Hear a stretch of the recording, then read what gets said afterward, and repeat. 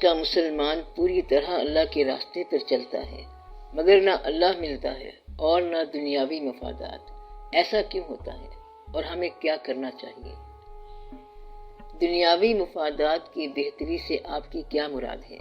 کیا آپ کا مقصد اللہ کے راستے میں بہتری بھی ہے کہ نہیں؟ اگر اللہ کی مدد آ جائے تو دنیاوی مفادات بھی بہتر ہو جاتے ہیں۔ سب ٹھیک ہو سکتا ہے اگر اللہ کی مدد آ جائے اور اللہ کا قرب نصیب ہو جائے، مگر ایک سوال یہ ہے کہ اگر اللہ تعالیٰ کا تقرب نصیب ہو جائے تو کیا وہ آدمی دنیاوی بہبود میں داخل ہو جاتا ہے؟ ابھی تک اس کے بارے میں اتنے سال کے بعد بھی جواب نہیں آیا کہ دنیاوی بہبود کیا تقرب الہی کا ذریعہ ہے، اور تقرب الہی کا لازمی نتیجہ یہ ہوتا ہے کہ دنیاوی بہبود بھی ہو۔ کیا مظلوم ہونا اللہ کی منشا میں نہیں ہے کہ اس کے بندے بھی ہوں اور مظلوم بھی ہوں؟ اللہ کے بہت پیارے بندے مظلوم ہونے کی راہوں سے گزرے ہیں۔ اللہ تعالیٰ کا فرمان ہے کہ یہ جو 4 دن کی زندگی ہے، اس کا ظاہری جاہ و جلال سب بے معنی ہے۔ اللہ تعالیٰ نے اس بارے میں فرعون کی مثال دی ہے کہ ہم نے فرعون کو شان دے دی، آن دے دی، بادشاہت دے دی، تاج دے دیا اور تخت دے دیا، مگر اس کا یہ سارا اقتدار فضول ہے، کیونکہ اس کے بعد اللہ تعالیٰ نے موسیٰ علیہ السلام کے ساتھ اس کا معرکہ کروا کے اس کو غرق کر دیا۔ اس سے اللہ کا 4 پشتیں مروانے کا مقصد نہیں، بلکہ یہ ظالم کا انجام بتایا جا رہا ہے۔ یا تو پھر آپ فرعون کے ساتھ ہو جاؤ، اللہ کی کیا ضرورت ہے؟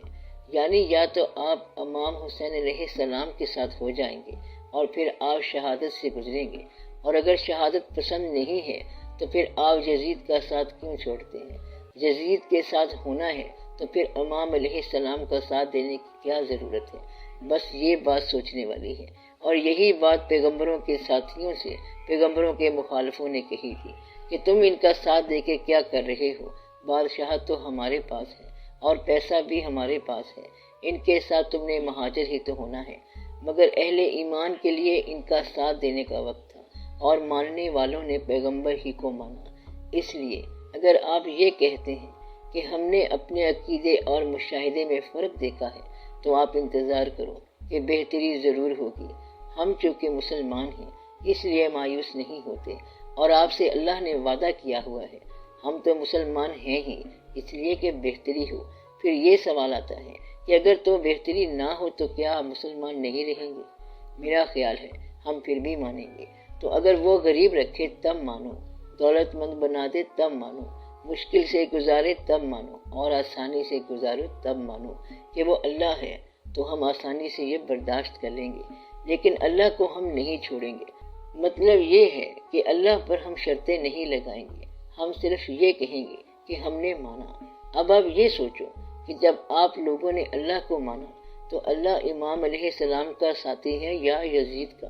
عام آدمی یہ کہے گا کہ اگر اللہ امام علیہ السلام کے ساتھ ہوتا تو پھر ان کو مروا کیوں دیتا؟ یہ مروانے والی بات نہیں ہے، یہ بلندی کی بات ہے، اور یہ درجات کی بلندی کی بات ہے۔ آپ یہ دیکھو کہ اصل واقعہ کیا ہے، شرار ابو لہبی کا کیا مقام ہے، چراغ مصطفی صلی اللہ علیہ وسلم کا کیا مقام ہے۔ یزید کی فوج کہتی ہوگی کہ وہ فتح کر کے آئی ہے، لیکن وہ کیا فتح کر کے آئی؟ انہوں نے اپنا دین اور اپنی دنیا تباہ کر لی، بلکہ نسلیں برباد کر کے آ گئے۔ یہ سوال کرنے والے کا مسئلہ یہ ہے کہ وہ سفر کر رہا ہے اللہ، اور حالات زمانہ اسے دنیا کی طرف لے کر جا رہی ہیں، اس کے خیال میں یہاں سے پریشانی آ رہی ہے۔ اگر آپ سفر اللہ میں جا رہے ہیں تو آپ اللہ کے ساتھ ہو کے چلو اور اللہ کے کاموں پر راضی رہو، لیکن آپ تو اللہ کے اوپر شرطیں لگاتے ہو اور پابندیاں لگاتے ہو کہ یا اللہ ہمارے سارے کام کر دے۔ اللہ پوچھتا ہے کہ تم مجھے کیسے مانو گے؟ تو وہ کہتا ہے کہ ہمارا بندہ کوئی نہ مرے، پھر بیمار کوئی نہ ہو، کوئی دکھ نہ آئے، دنیاوی آزردگی کبھی نہ آئے، عمر بہت لمبی ہو جائے وغیرہ وغیرہ۔ اور جو ماننے والا ہے وہ کیسے مانتا ہے؟ وہ کہتا ہے کہ ہم نے مانا، اولادوں سمیت ساری دنیا کو لے جاؤ تو بھی ہم نے مانا، دکھ ہو تب بھی مانیں گے، سکھ ہو تب بھی مانیں گے، دولت ہو تب بھی مانیں گے، غریبی ہو تب بھی مانیں گے۔ اگر تو آپ اس بات پہ راضی ہو تو پھر آپ نے بھی اللہ کو مانا، اور اگر آپ نے شرائط لگائی ہوئی ہیں کہ اللہ ہمیں عزت دے تو ہم مانیں گے، دولت دے تو ہم مانیں گے، ہمارا بندہ کوئی نہ مارے تب ہم مانیں گے، تو اس طرح تو آپ نے اللہ کو نہیں مانا۔ آپ جتنا زور لگا لو، آپ کو زیادہ سے زیادہ 50-60 سال اور ملیں گے اور آپ نے اسی کے اندر رہنا ہے اور آخر کار چلے جانا ہے۔ تو ماننے والے نے تو اللہ کو ماننا ہے، اور جو نہیں مانتا وہ شرطیں پیش کرتا رہے گا۔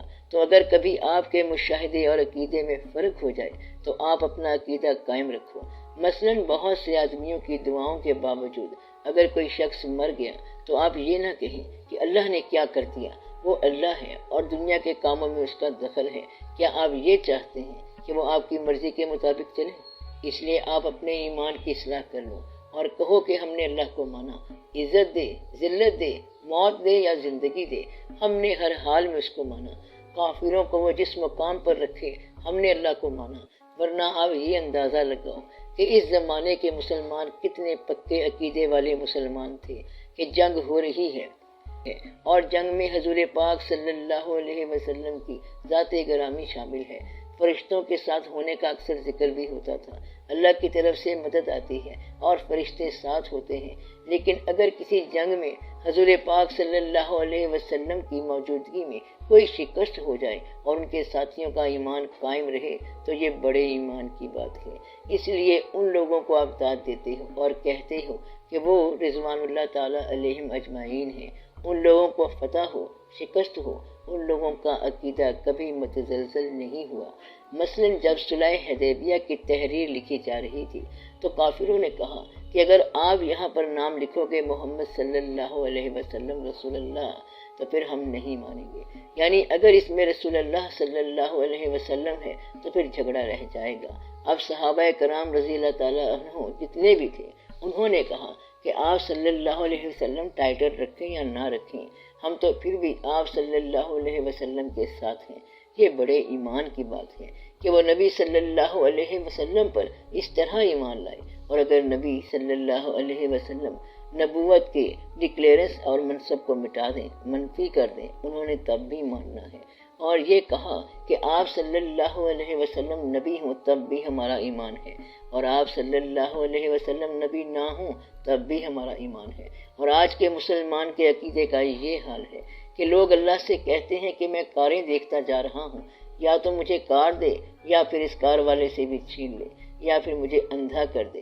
جب تک اس شخص کو دوسرے کی دولت نظر آتی ہے تو وہ غریبی برداشت نہیں کر سکتا۔ آج کل کے حالات دیکھ کر مسلمان یہ کہتے ہیں کہ اللہ تو نے تو کہا ہے کہ ظالموں کی مدد نہیں کی جائے گی، مگر ہم دیکھتے ہیں کہ ظالم جو ہے وہ قابض ہے بلکہ غاصب ہے۔ یہاں پر سب سے بڑی تشویش یہ ہو رہی ہے کہ آخر کیا بات ہے کہ مسلمان ہی کیوں مظلوم چلے آ رہے ہیں؟ تو اس کا نام شکوہ ہے۔ جب کبھی شکوہ لب پہ آ جائے تو آپ اقبال رحمۃ اللہ کا جواب شکوہ پہلے پڑھا کرو، جس میں لکھا ہے کہ مسلمان ہونے کے لیے جو شرائط ہیں پہلے تم وہ پوری کرو، پھر اس دنیا کے اندر اسلام اور مسلمان فاتح ہوں گے۔ اب اگر مسلمانوں کا جائزہ لیا جائے یا اسلام کے اندر ماننے والوں کا جائزہ لیا جائے، آپس میں بیٹھ کے تھوڑا سوچا جائے کہ کیا اسلام میں کہیں لکھا ہوا ہے کہ چوری کرو، تو سب کا خیال یہ ہوگا کہ ایسا نہیں لکھا ہوا۔ تو کیا چوری اور ڈاکہ ڈالنے والے مسلمان کے علاوہ کوئی اور ہیں؟ کیا وہ تمام گناہ جو نہیں کرنے والے ہوتے وہ مسلمانوں سے نہیں ہوتے ہیں؟ یا آج کل کا یہ سماج اس پرانے سماج سے مختلف ہے جس کی وجہ سے بستیاں غرق ہوتی تھیں؟ ان کے اندر کچھ گناہ ہوتے تھے اور کہتے ہیں کہ ان کی بستیاں غرق ہو گئیں۔ آج کل تو وہ تمام واقعات ہو رہی ہیں بلکہ ان سے بڑھ کر ہو رہی ہیں۔ آج کل بچے ماں باپ سمیت مل کر گناہ کی تصویریں دیکھتے ہیں، اور آپ نے اس VCR کا نام خاندانی یا سماجی ضرورت رکھا ہوا ہے۔ کہتے ہیں کہ اس دور کے اندر یہ بہت ضروری ہے۔ تو اس طرح کے یہ سارے واقعات جو ہو رہے ہیں یہ غرق ہونے کے قریب کی بات ہے۔ اگر معاشرہ غرق نہیں ہو رہا تو سمجھو کہ تمہاری مدد ہو رہی ہے۔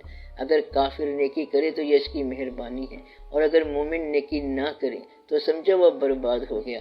کافر تو مانتا نہیں ہے اور اس کا انجام ہی خوفناک ہے، اس کے لیے تو پہلے ہی آگ تیار کر کے رکھی گئی ہے۔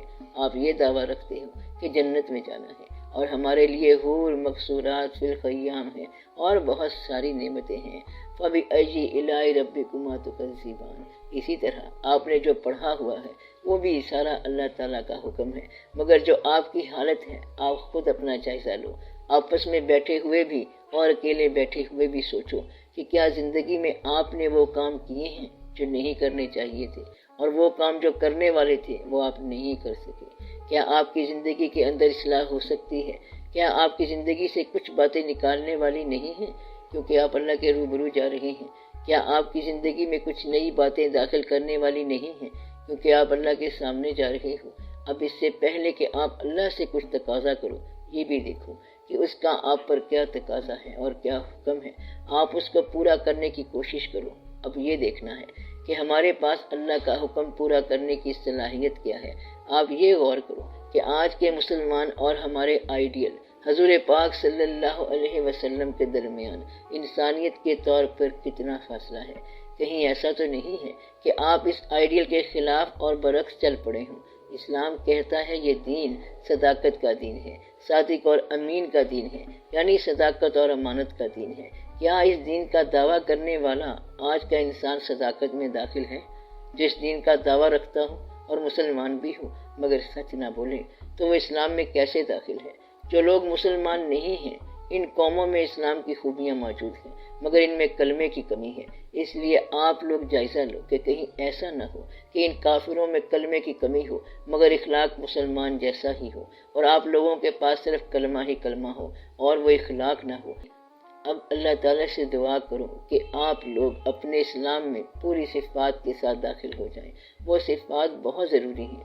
اسلام صرف لفظ نہیں ہے، اسلام صرف کلمے کا نام نہیں ہے، بلکہ یہ تمام ضابطہ اخلاق کا نام ہے جو کہ انسان کے لیے ہر دور میں لازمی ہے۔ یہ قوم سارے ضابطہ اخلاق میں اس وقت داخل ہوگی جس دن آپ سرمایہ رکھ کے گھر سے باہر چلے جاؤ اور اس کے لٹ جانے کا اندیشہ نہ ہو۔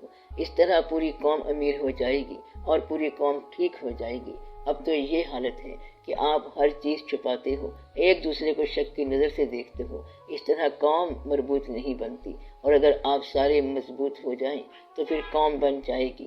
آپ مسلمان ہیں مگر عبادت نہیں ہے، عبادت فکر بھی نہیں ہے، اور عبادت کردار نہیں ہے۔ آپ لوگ دعا کریں کہ آپ کے اندر سکون پیدا ہو جائے۔ آپ ایسے مسلمان ہیں کہ دو بھائی جب ذرا بڑے ہو جاتے ہیں تو مکانوں میں دیواریں بنا لیتے ہیں، بھائی بھائی سے الگ ہو جاتا ہے۔ اس طرح قوم کیسے بن سکتی ہے؟ آج تک قوم نہیں بنی اور امت بھی نہیں بن سکی۔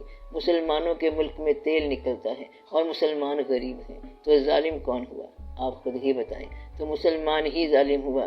یعنی حالت یہ ہے کہ ساری دولت مسلمانوں کے پاس ہے اور ساری غریبی جن کے پاس ہے وہ بھی مسلمان ہیں، تو ظالم کون ہوا؟ مسلمان۔ تو مسلمان ہی ظالم ہے اور کون منافق ہے؟ اس کا فیصلہ ہونے والا ہے، آپ فکر نہ کرو۔ اس امت کا فیصلہ بالکل ہو کے رہے گا۔ بہت سارا بگاڑ پیدا ہو گیا ہے۔ یہ نہیں ہو سکتا کہ سارے ایک نبی صلی اللہ علیہ وسلم کو ماننے والے ہوں اور ایک وہ مسلمان ہوں جن کے چراغ میں بھی تیل نہ ہو، اور دوسرے وہ مسلمان جن کا تیل یہودی استعمال کرتے ہیں۔ یہ تیل یہودیوں کے ٹینک میں استعمال ہوتا ہے اور وہ ٹینک مسلمان علاقے میں مسلمانوں کو ہلاک کرتے پھرتے ہیں۔ آپ دعا کریں کہ یا اللہ، یا تو مسلمانوں کے علاقے غائب کر دے، انہیں غریب کر دے تاکہ یہ قوم بن جائے، یا پھر انہیں صحیح مسلمان بنا دے، کیونکہ یہ قوم اس قابل نہیں ہے کہ دو غریبوں کو وقت پر روٹی کھلا سکے۔ دعا کرو کہ حالات بہتر ہو جائیں اور آپ کا مشاہدہ اور آپ کا عقیدہ برابر ہو جائے۔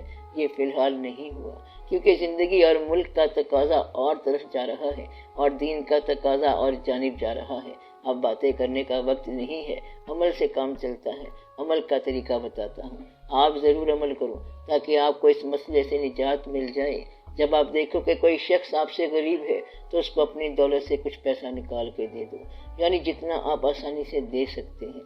یہ کام کرنا شروع کر دو، اور جو آپ سے زیادہ امیر ہے اس کی دولت کی طرف رجوع نہ کرو، بلکہ اس کے لیے دعا کرو کہ اللہ تعالیٰ اس کو بھی توفیق عطا فرمائے کہ غریب کی مدد کرے۔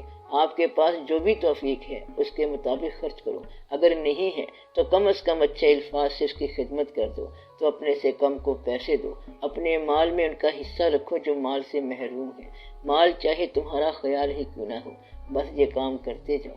اگر کبھی یہ وقت آ جائے جب آپ قوم کے امیر ہو جاؤ یا امیر المؤمنین بن جاؤ تو پھر آپ کا کام یہ ہے کہ غریب ترین اور امیر ترین کے درمیان کم ترین بن جاؤ، ان کے درمیان فاصلہ کم کرو۔ جب غریب اور امیر کے درمیان فاصلہ بالکل کم کر دو گے تو سمجھو کہ قوم بچ گئی۔ اب تو غریب اور امیر کے درمیان بہت فاصلہ ہے، ایسا فاصلہ جو غریب 5000 سال میں طے نہیں کر سکتے۔ اب تو ملین کی بات نہیں بلکہ بلین کی فگر ہوتی ہے۔ چھوٹے چھوٹے بینکوں میں بلین پڑے ہوئے ہیں۔ آپ کی قوم امیر ہو گئی ہے مگر بندے غریب ہوتے جا رہے ہیں۔ جس کے پاس پیسہ ہے وہ بے تحاشا ہے اور بے شمار محروم بھی موجود ہیں۔ اس لیے اتنا کام کرو کہ آپ اس کی مدد کرو جو محروم ہے، اور دعا کرو کہ باقی لوگوں کو بھی توفیق ہو۔ تو غریب کی ضرور مدد کیا کرو۔ کیوں مدد کرنی چاہیے؟ اس لیے کہ کہیں محروم آدمی یا غلام آدمی کا ایمان نہ ضائع ہو جائے، اس لیے اس کی مدد کرنی چاہیے۔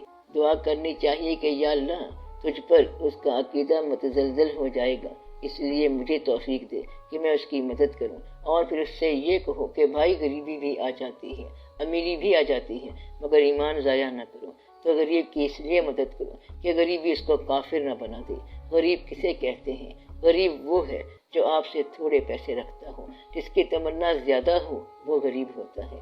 اس طرح اللہ راضی ہو جائے گا اور آپ کی دنیا بھی بہتر ہو جائے گی۔